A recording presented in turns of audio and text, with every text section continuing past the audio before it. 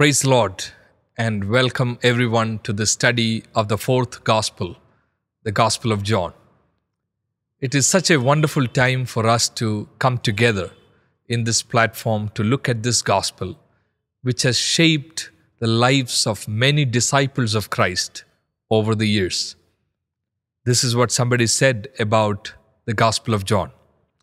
John's Gospel and the book of Romans may well be considered as the two highest peaks in the landscape of New Testament theology.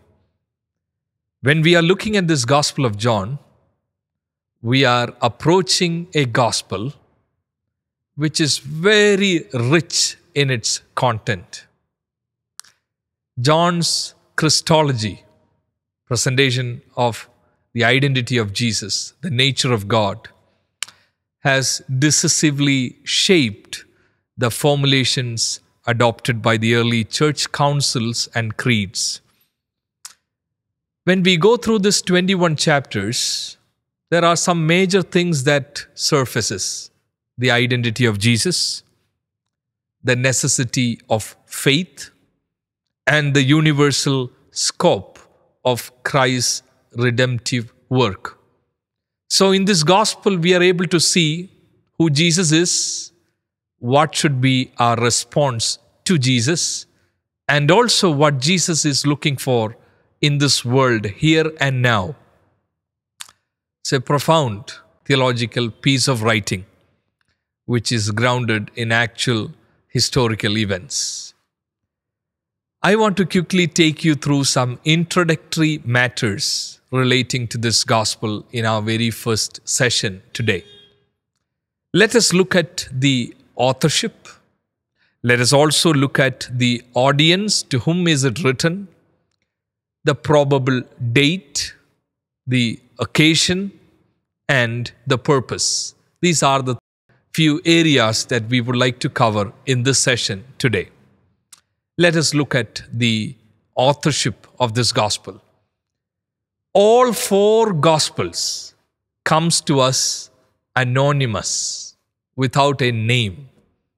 That might confuse some of us, because when we look at our English Bible or our vernacular Bibles, we see according to John, according to Mark, according to Luke, according to Matthew, this title was attached in the 2nd century, meaning in the 1st century, when the Gospels were written, none of the Gospel writers said, "I, John, I, Matthew, I am writing it." They did not say that.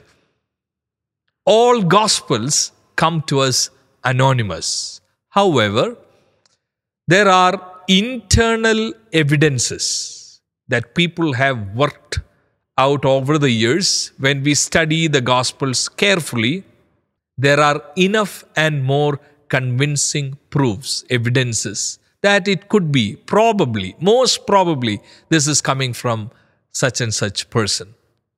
When we look at this fourth gospel, one such hint or one such clue towards understanding the identity of this gospel writer is, in the very first chapter itself, in chapter 1, verse 35 onwards. Let me read verse 37 and let me read verse 40. There is an interesting thing happening in this 135 onwards. 37 reads like this: When the two disciples heard him say this, they followed Jesus. So as a reader reading carefully, we know, okay, two disciples are there. Who are those two disciples? In verse 40, it says, Andrew, Simon Peter's brother, was one of the two. There is a sense of concealment here, anonymity. Who is that other person? Two disciples followed. One is Andrew, but the other disciple's identity is hidden. He is an anonymous disciple. Author never refers to himself by name all throughout the gospel. His identity is anonymous. So in that way, the author is not somebody who revealed his name.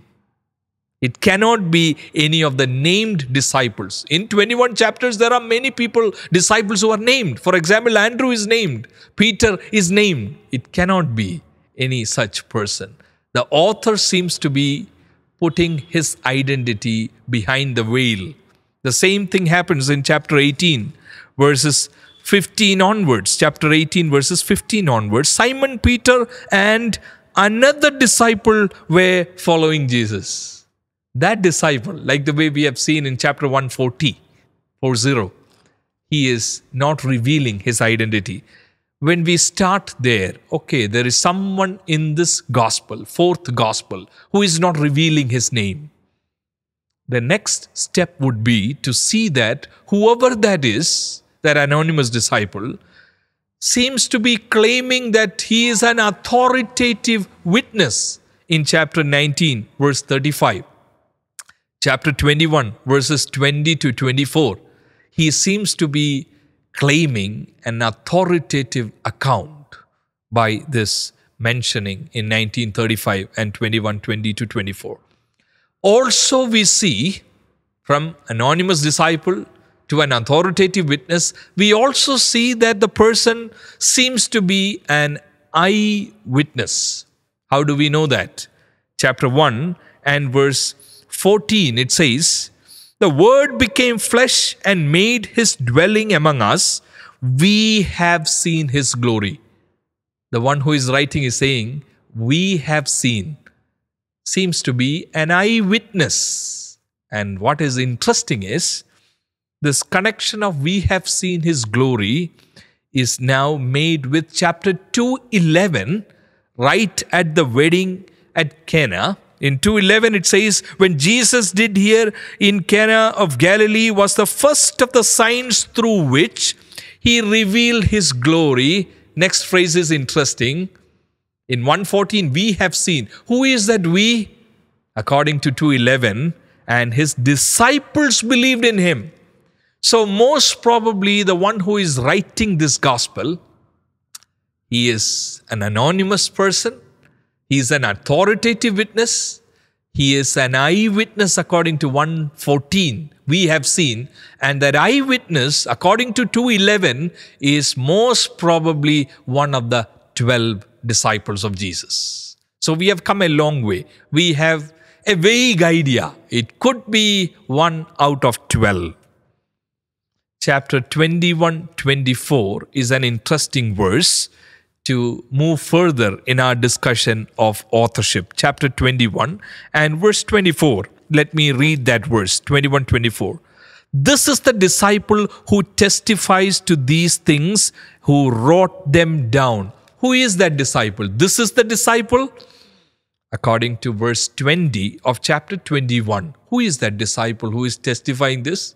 21:20 says, "Peter turned and saw the disciple whom Jesus loved."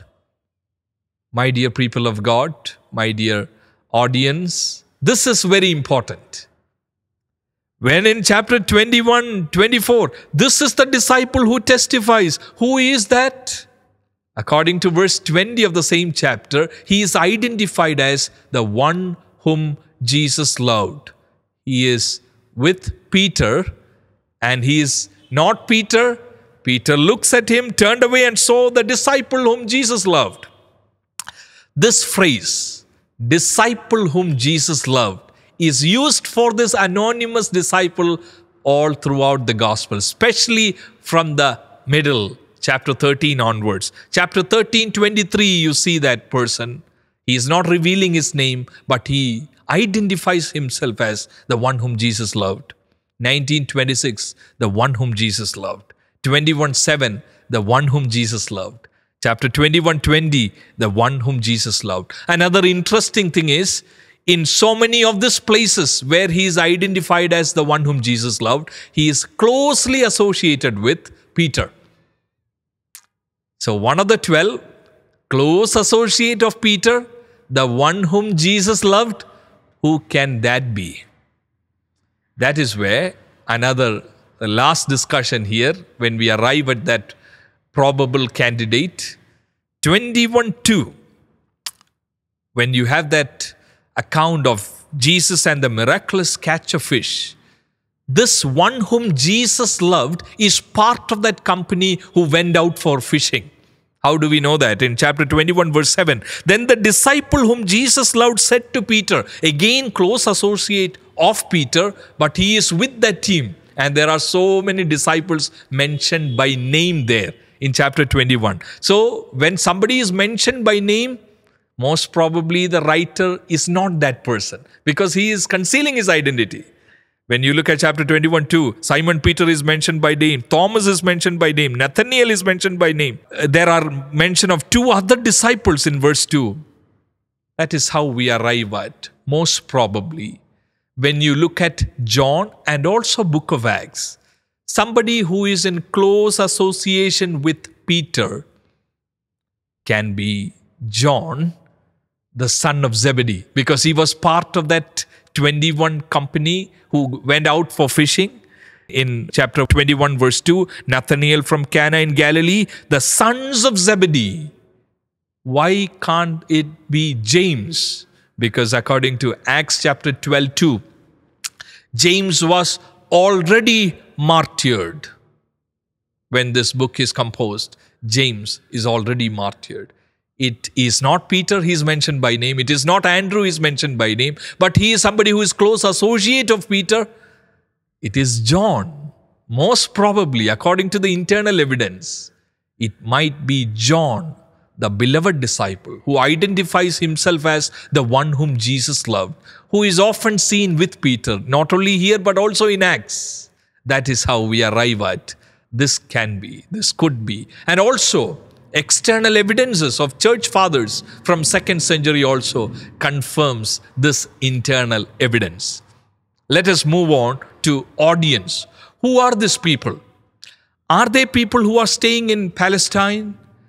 Jewish people in Palestine who are familiar with Bethany, Jerusalem and all the Jewish customs, or are they people outside of Palestine? When you look at this gospel carefully, the explanation of the meanings of Semitic terms, the Hebrew names and terms, especially translation of Aramaic and Hebrew terms, suggests. Where do you see that? Right in the beginning itself, chapter 1 and verse 38, you see one such instance. There are several other places where you see the Aramaic terms, the Hebrew terms are translated. 138, let me look at that verse here. They said rabbi, and in bracket, in aside, parenthesis, you see this rabbi, which means teacher. An Aramaic word is translated. And in verse 41, interesting, the first thing Andrew did was to find his brother Simon and tell him, we have found the Messiah. And the writer, for some reasons, think that people, the reader, the first audience may not get it, that phrase Messiah. And in brackets you see that is the Christ. What does this suggest? Aramaic terms and Hebrew terms are translated. Later on in this narrative in chapter 9 verse 7 also you see that. Chapter 20 verse 16 also you see that. It is not only Aramaic terms or Hebrew terms, but also Jewish customs. Some things which Jewish people are familiar with. That is also explained in this gospel. Example, chapter 2, verse 6. Nearby stood 6 stone water jars, the kind used by the Jews for ceremonial washing. Why the writer, the beloved disciple John, the one whom Jesus loved, why is he translating terms? Why is he explaining Jewish customs? That happens in chapter 4:9 also, Jewish customs are explained. Chapter 19:40 also, Jewish customs are explained. Explanation of Palestinian topography, the places. For example, chapter 5:2, now there is in Jerusalem near the sheep gate a pool, which in Aramaic is called Bethesda. Explanation of Palestinian places. The Sea of Galilee in chapter 6 verse 1, Sea of Galilee, that is the Sea of Tiberias. Chapter 11 verse 18, Bethany was less than 2 miles from Jerusalem. So most probably all these 3 things, Hebrew terms and Aramaic terms are explained, and Jewish customs are explained, topography is explained. That suggests most probably the audience are a community who are less familiar with Palestinian Judaism. There may well be people outside of Palestine, Jewish people and Gentiles together, as tradition suggests, as church fathers like Eusebius and Irenaeus suggest. Most probably these are communities in and around Ephesus, because tradition says John, the beloved disciple, was in Ephesus by around AD 80, 90, and he's addressing to community in Ephesus, Jewish people and Gentiles, but they are less familiar with Palestinian Judaism because they live outside of Palestine.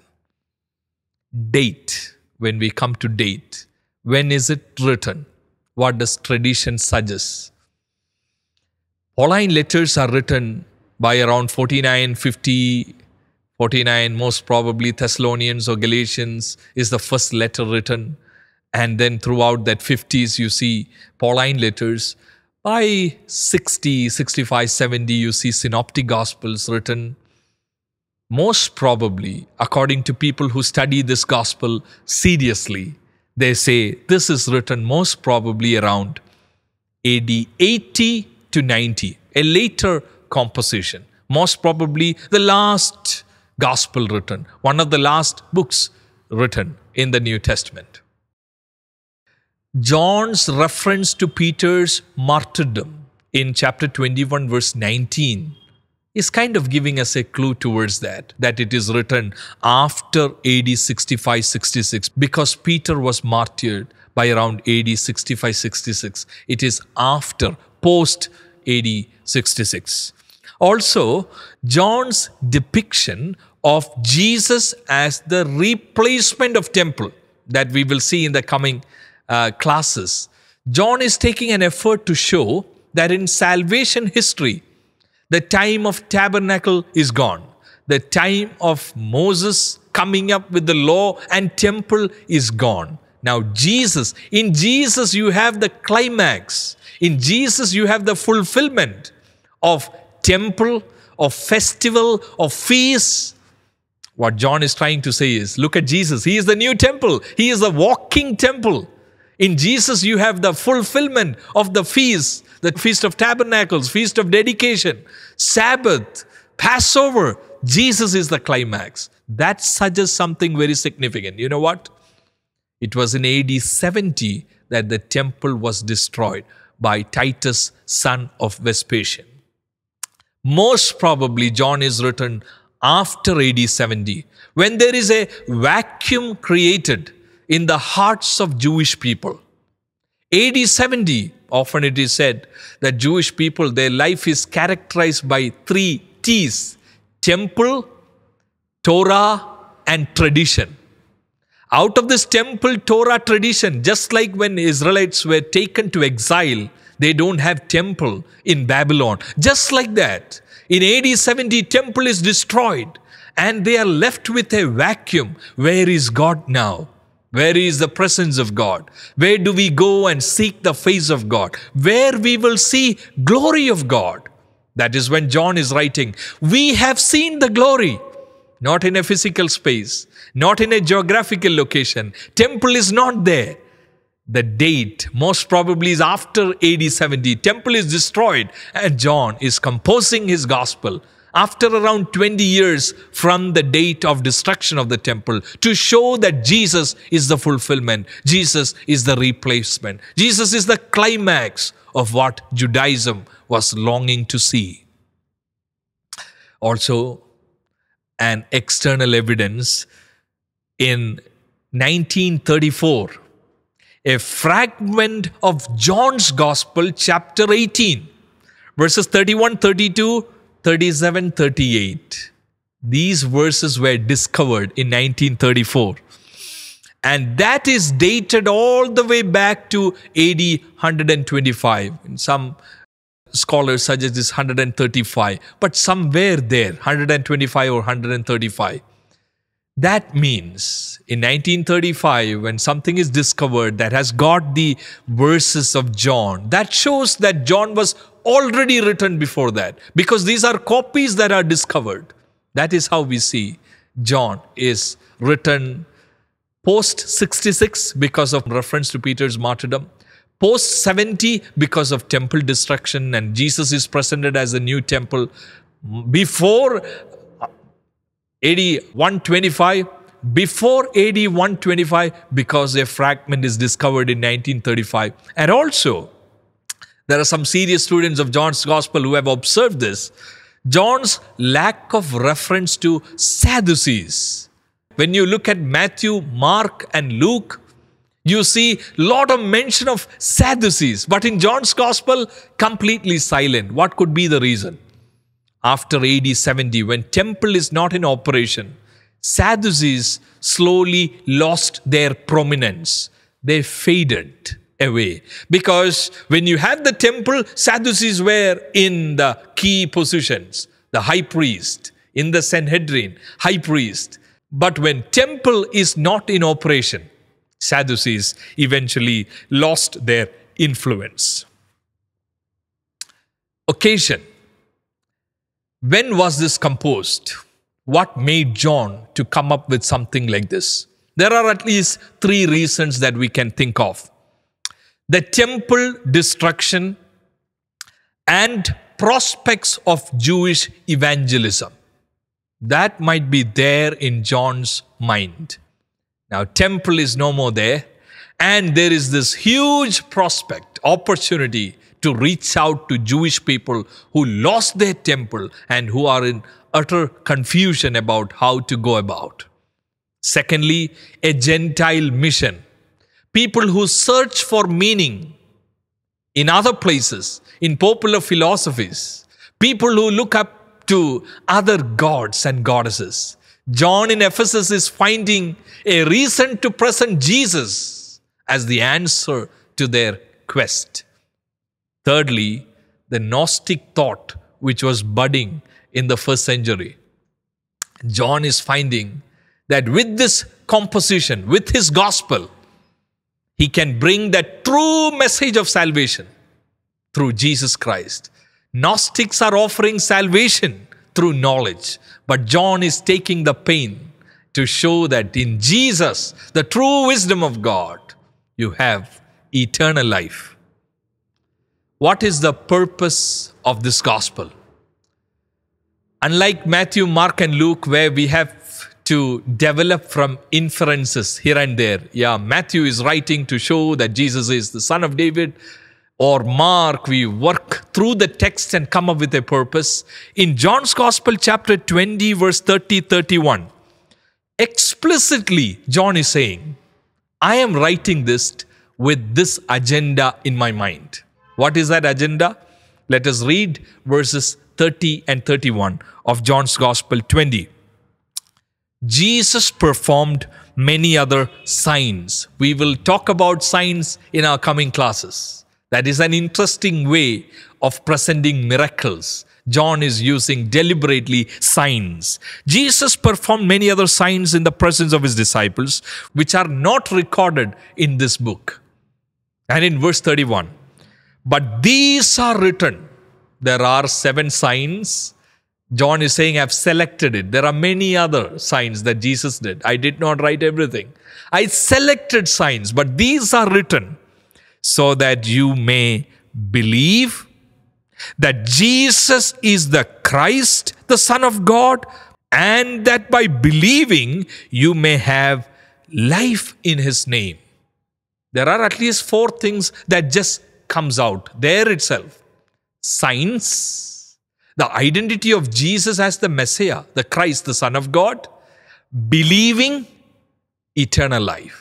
Yes, when you go through this 21 chapters, you will see these 4 terms coming up every now and then.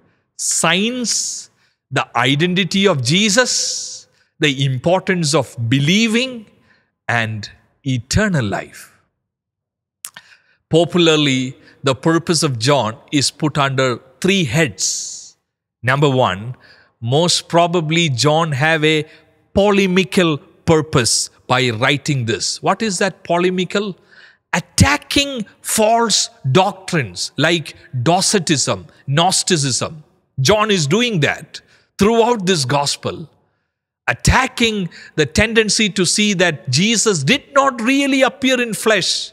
He seemed to have a flesh, but that is when John is saying in the introductory remarks in prologue itself, Word came in flesh, attacking Docetism and Gnosticism. Also, there is this apologetic function, defending the true faith. It's not only attacking heresies, but it is also defending the true faith by presenting Jesus' superiority over John, which is very evident in chapter 1, verse 6 to 8, chapter 1, verse 15, most probably by around AD 90. People were comparing Jesus, John. And that is when John is coming up with this apologetic function, defending Jesus is superior. John was just a voice in the wilderness, but Jesus is the true word. And also, Jesus' messianic credentials are defended throughout this gospel. Jesus is presented as the fulfillment of feasts and festivals, defending the identity of Jesus. So there are multiple purposes here. There is an apologetic function. There is a polemical function. Also, there is a persuasive function. What is that? Persuasive function. By this time, you should know that.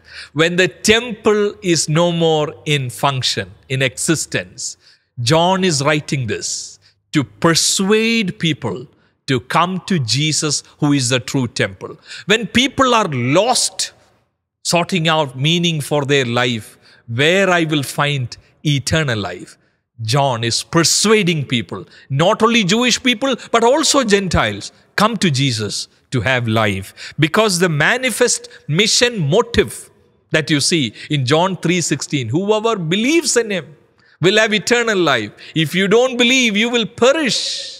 Starting from that. And also in chapter 17, 18, chapter 20, 21, a manifest mission motive. John is persuading people.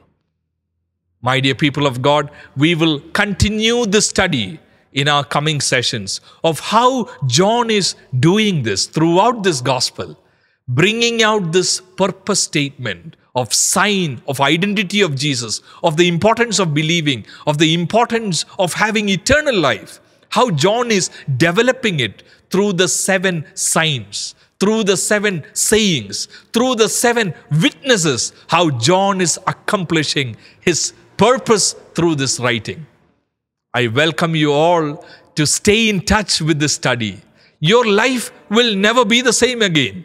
You will be a bold witness of Jesus Christ, just like John did, persuading people to come to Jesus to have life, defending what he believed. That is what we are expected to do in this generation, here and now, when Jesus, the identity of Jesus is in question in many hearts. We are supposed to take up this mandate, just like John did 2,000 years back. Let us study together in the coming sessions and explore, excavate the richness of this gospel. May God richly bless you as you go through this 4th gospel and study and learn. God bless you.